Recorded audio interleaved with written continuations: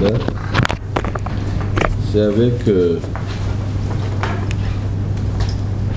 beaucoup d'intérêt, j'allais dire avec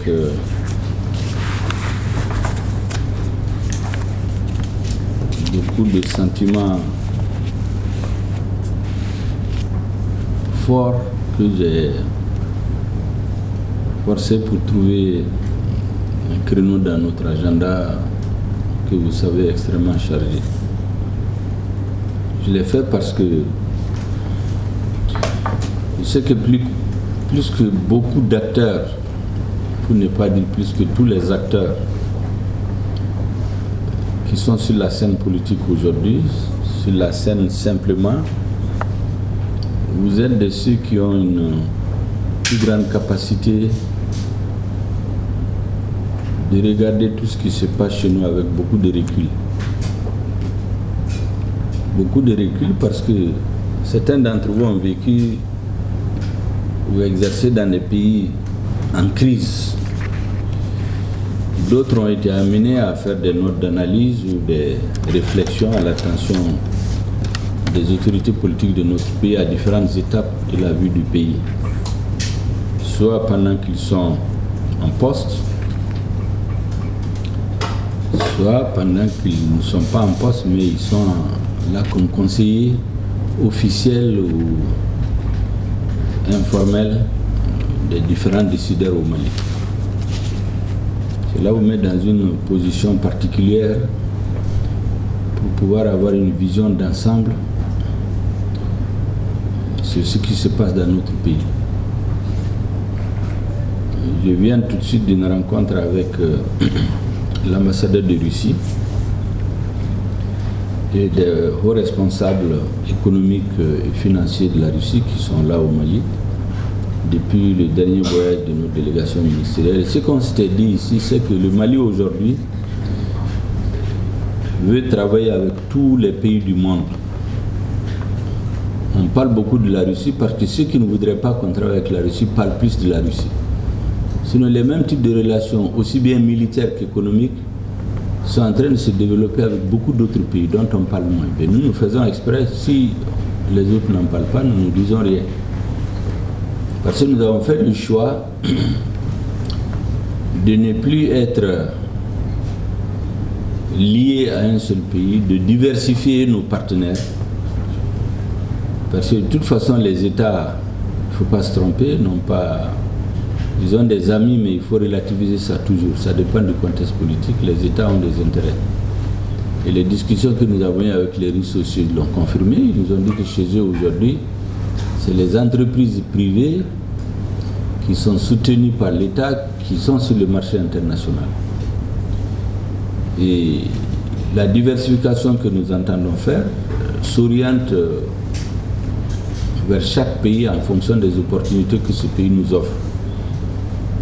Vous n'êtes pas sans savoir qu'aujourd'hui, l'approvisionnement du pays en certaines denrées de première nécessité constitue l'une des priorités du gouvernement. Nous savons que la Russie est l'un des premiers, si ce n'est plus le premier producteur de blé au monde, l'un des premiers, sinon le premier producteur d'engrais, l'un des premiers, sinon l'un des premiers producteurs d'hydrocarbures. Et aussi, ils ont une technologie avancée en matière d'infrastructures ferroviaires. Et donc, ces quatre questions qui nous semblent importantes ont été l'objet de discussions à Russie. Et donc, des équipes sont venues pour finaliser les accords afin que les résultats puissent être sentis d'ici le mois de juin ou plus tard en début juillet. Et ce que nous nous sommes dit très clairement, je leur ai dit qu'aujourd'hui, le Mali est dans un partenariat gagnant-gagnant. Quel que soit le partenaire, nous ne cherchons l'aumône sur personne. Le monde a changé, ce n'est pas le temps où il y a les aides sur le plan idéologique, mais les autorités politiques ont besoin de créer l'écosystème pour que les activités économiques puissent se mener de façon sereine. La deuxième chose, c'est que nous leur avons expliqué que leurs relations avec nos pays se sont beaucoup développées dans le domaine militaire, mais pas suffisamment dans le domaine économique et social. Donc pour pérenniser les relations de la Russie avec notre pays, même avant la transition, il faut amener les niveaux de coopération économique à un point de non-retour, où quel que soit le gouvernement qui sera en place, si en tout cas c'est les intérêts du Mali qui le préoccupent, il verra qu'il est mieux pour le pays de coopérer avec la Russie, avec la Chine, avec la Turquie, avec l'Algérie, avec le Maroc, ainsi de suite. Je cite de mémoire, c'est un pays avec lequel nous sommes en train de travailler, parce que nous avons fait le choix maintenant de faire une coopération ciblée dans des domaines spécifiques et faire des accords sur le moyen et le long terme, des accords qui ne seront pas dépendants de la météo politique qui peut changer d'une année à l'autre. Et donc ce dont vous venez de parler rejoint ce sur quoi nous travaillons tous les jours. Parce que nous sommes conscients qu'on a beau avoir l'enthousiasme politique, le patriotisme, on peut le réveiller, le cultiver, mais la réalité c'est qu'à un moment donné, les gens ont besoin de manger, se nourrir, se soigner. La ferveur patriotique, on peut la maintenir pendant quelques mois, quelques années, mais in fine, il faut que les gens puissent vivre tranquillement, une vie paisible, une vie calme. Donc l'idée qu'on veut nous coller, que nous sommes toujours dans le défi, dans la confrontation avec la communauté internationale, ce n'est pas juste, je voulais vous donner cette assurance. Et avec la CEDEAO, les discussions sont très avancées. En réalité, c'est nous qui n'avons plus accepté la médiatisation, un émissaire qui arrive, l'émissaire va, il revient, les caméras. Nous avons préféré continuer nos discussions lorsqu'on arrivera à des résultats. Bon, ils seront rendus publics par les voies appropriées. Ça vaut mieux que d'être tout le temps dans des médias avec des communiqués ici et là. Sinon, un jour ne s'est passé sans que le président n'ait des contacts avec ses homologues de la CEDEAO. Et nous-mêmes, nous regardons toutes les hypothèses, n'est-ce pas, pour sortir de cette crise. Ce que nous avons voulu démontrer à un moment, c'est que tout le monde comprenne qu'un pays peut dire non souvent. Et il peut se préparer à le dire. Parce que l'embargo, quand il a été pris, vous le savez, aujourd'hui, ce n'est plus une question de droit, c'est une question éminemment politique et de rapport de force. La preuve, c'est que la Cour de justice de l'EMO a rendu une décision, mais qu'on a refusé d'appliquer. C'est-à-dire qu'on n'est plus dans le droit, on est dans le jeu politique et dans le rapport de force. Et l'embargo, ce qu'il avait initié, avait prévu que le gouvernement ne tiendrait pas plus de 10 jours à 2 semaines. Mais nous nous sommes préparés à ça de longue date. Parce que dès l'installation de l'équipe actuelle, à partir de ce qu'on appelait la rectification de la transition, nous avons vu les hostilités qui se dessinaient à l'horizon. Parce qu'à chacune des étapes de la mise en place d'une institution correspondait à des déclarations manifestement hostiles, dont la vocation était de déstabiliser les institutions de la transition. Le 3 juin, on venait de prendre la décision qu'avec le partenaire du CNSP, le M5 et le CNSP se sont retrouvés pour décider de cheminer ensemble. Le même jour, on annonce le risque de rupture des opérations militaires d'un de nos partenaires avec l'armée malienne. Le 7 juin, le président a investi déclaration officielle de rupture des opérations militaires avec l'armée malienne, au motif spécieux que le Mali serait en train de discuter avec les groupes terroristes, que le Mali aurait décidé, les nouvelles autorités, de discuter avec les groupes terroristes.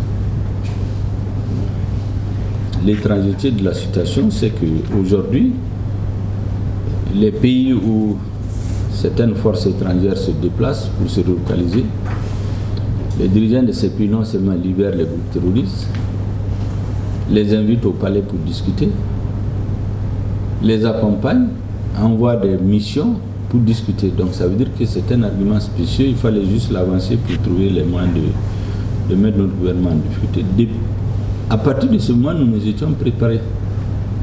Nous nous sommes dit qu'on n'évitera pas des sanctions, quel que soit ce qu'on aurait fait. Je crois que maintenant tout le monde est arrivé à la raison que les sanctions ne sont bonnes pour personne. Ça ne règle personne, les problèmes de personne. Et surtout, ce n'est pas les sanctions qui vont faire changer le régime au Mali. Les souffrances des populations de la sous-région aujourd'hui sont incommensurables. Je crois que l'ensemble des dirigeants politiques en sont conscients aujourd'hui, nous, les premiers.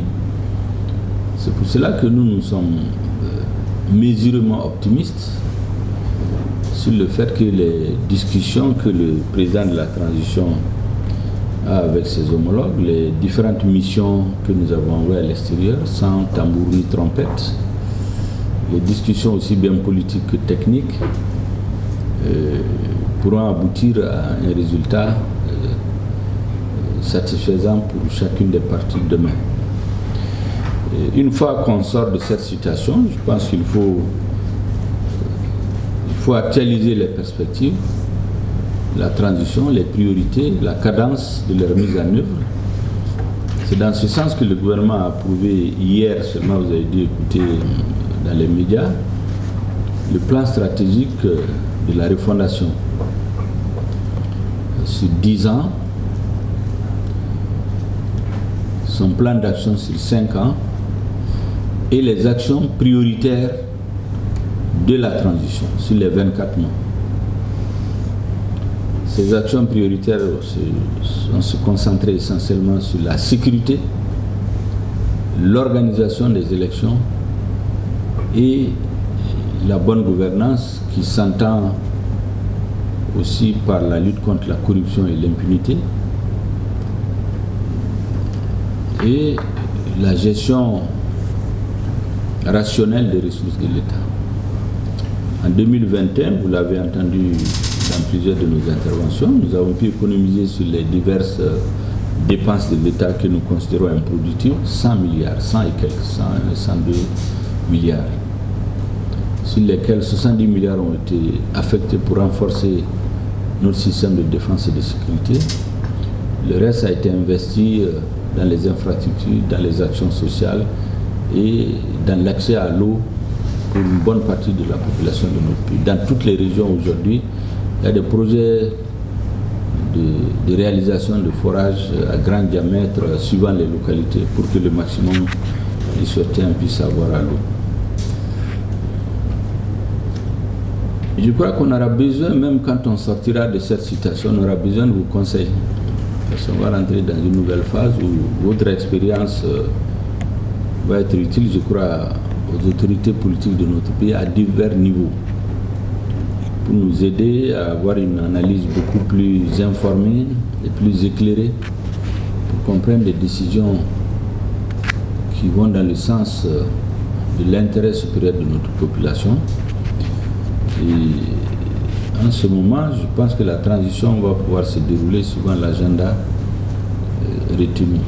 Nous avons décidé de ne pas nous disperser sur beaucoup d'activités, mais de créer les conditions minimales pour que le nouveau pouvoir issu des élections, sera le moins contesté possible au moment de sa naissance, 2, qui trouvera que les grandes questions qui ont été à la base de la déstabilisation des différents pouvoirs, autrement dit les questions de sécurité, de gouvernance, puissent être balisées et qu'on emprunte la voie de non-retour. Autrement dit, les grands dossiers de corruption vont atteindre un niveau de maturité, un niveau de finition ou même de jugement qui pourront servir d'exemple pour que certains abus cessent dans le pays. Et là, c'est les dossiers les plus emblématiques certainement qui vont être traités, dont la plupart c'est des dossiers qui étaient là il y a longtemps. Tous les audits qui sont en train d'être menés, certains sont terminés, d'autres vont se poursuivre pendant une partie de l'année 2022. Nous ne pourrons pas les traiter, ils seront transmis au gouvernement qui viendra. Mais l'exemple qui va être donné par le traitement des dossiers qui existent déjà doit rendre le processus irréversible et rendre les Maliens intolérants désormais à certaines situations. Les Maliens ne les accepteront plus. Et le niveau de défense aussi, nous voulons arriver à un niveau d'équipement, d'entraînement et d'aguerrissement de notre armée qui fera qu'on pourra se passer de l'aide extérieure. Surtout que l'expérience a montré que malgré le grand nombre de forces internationales ici, les tueries massives ont continué. Elles n'ont cessé que lorsque notre armée a eu les moyens d'y faire face. Aujourd'hui, l'insécurité ne s'est pas arrêtée. Dans beaucoup de localités, les populations souffrent. Des villages entiers sont chassés, déplacés. N'est-ce pas? Des écoles continuent à être fermées. Mais c'est des groupes de personnes, 10, 20. Ce n'est plus les hordes de 40, 50 qui débarquent sur un village, éliminent tout le monde, débarquent sur un camp militaire. Tous les sanctuaires, en tout cas l'écrasante majorité des sanctuaires où ils avaient les stocks d'armement, des lieux d'entraînement, de carburant, et ainsi de suite, tous ces sanctuaires sont détruits à la date d'aujourd'hui. Donc les gens, ils sont dans la nature, par groupe ils se coordonnent, par groupe de 3, 4, 5, 6, ils terrorisent les populations. Bon, je crois que le commandement militaire va réfléchir sur cette question aussi et trouver les solutions. Pour que d'ici un an, sinon avant, le niveau de sécurité dans le pays soit tel qu'on peut organiser les élections. De manière à avoir des institutions qui aient le minimum de légitimité nécessaire, élues dans des conditions et minimum de contestation aussi, pour qu'elles puissent s'atteler aux grandes actions de développement. Et dans ces tâches-là, je crois que plus que hier et aujourd'hui, les autorités auront besoin de vos conseils, de votre accompagnement et naturellement de votre soutien qui n'a jamais manqué d'ailleurs. Ceux d'entre vous que je connais individuellement ont toujours été dans les positions où ils se trouvent, ont été des soutiens à la transition. Et ce gouvernement a tenu essentiellement, c'est vrai, il a fait preuve d'anticipation, mais c'est le soutien de la population qui fait qu'il est là. C'est pourquoi je dis que le 14 janvier 2022, c'est le jour où le destin de la transition s'est véritablement joué. Si ce jour-là, les Maliens n'étaient pas sortis, je crois que tout le travail d'anticipation que nous avons fait depuis des mois n'aura pas eu les résultats escomptés.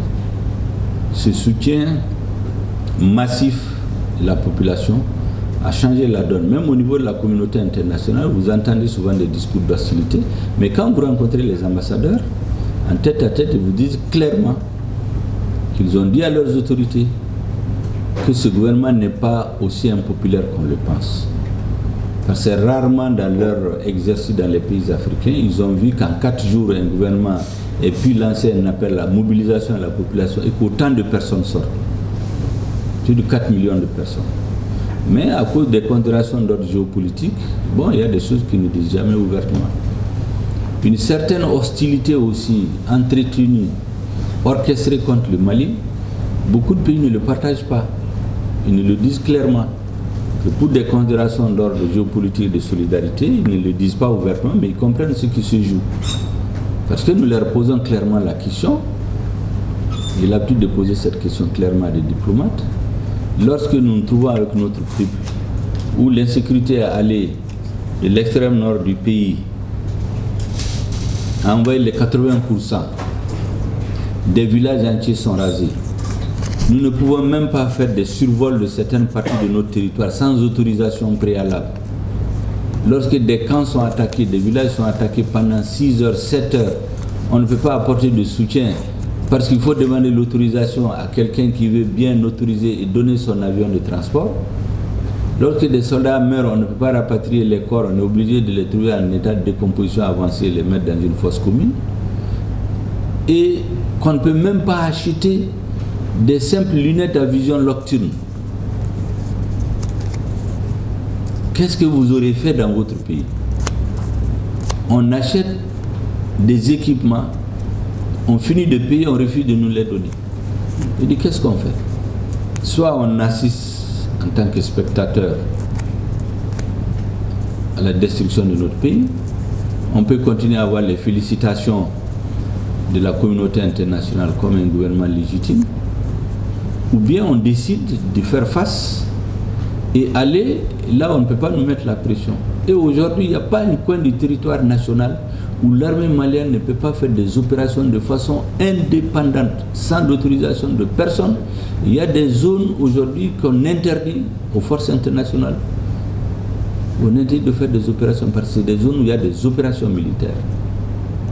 Non, tout ça, s'il n'y avait pas le soutien de la population, ça n'aurait pas pu se réaliser. Donc vraiment, je suis très heureux de tout ce que vous venez de dire. Je comprends votre démarche et vos soucis. Les diplomates ont dit lorsque toutes les portes sont fermées, c'est les diplomates seuls qui restent en action. Et de toute façon, toutes ces guerres-là, elles finissent par des arrangements diplomatiques et politiques. La CEDEAO avait décidé de mettre la diplomatie à l'épreuve de force. Je pense que tout le monde s'est rendu compte qu'il faut revenir à la diplomatie. Et c'est ce que nous avons fait. Un grand travail diplomatique a été fait dans les coulisses. Je crois qu'il a porté ses fruits. On verra d'ici demain. Merci beaucoup de votre soutien. N'hésitez pas à tout moment, s'il y a des choses sur lesquelles vous souhaitez attirer notre attention, n'hésitez pas à demander des rencontres et nous les accorderons avec la plus grande diligence. Merci bien, Excellence.